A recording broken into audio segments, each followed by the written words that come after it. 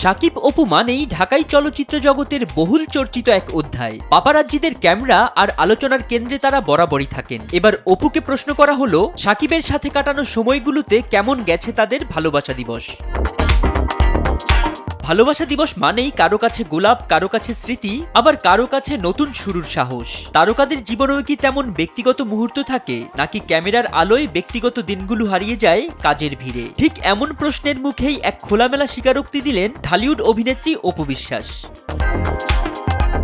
অপুর ভাষায়, এখন তার কাছে ভালোবাসা মানে কাজ, দায়িত্ব আর দর্শকের প্রতি অঙ্গীকার। তিনি বলেন, এই মুহূর্তে আমার কাছে প্রতিটি দিনই ভালোবাসা দিবস। ভালো কাজ করা আর নিজের ব্যবসা প্রতিষ্ঠানকে এগিয়ে নেয়াই এখন তার প্রধান লক্ষ্য।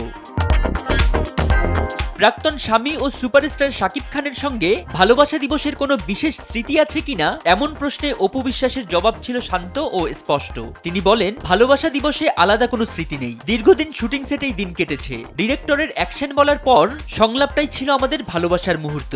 হালকা হাসি দিয়ে এমনটাই জানান ঢালিউড কুইন অপু বিশ্বাস। ফরিদ উদ্দিন মোহাম্মদ, সময়ের আলো।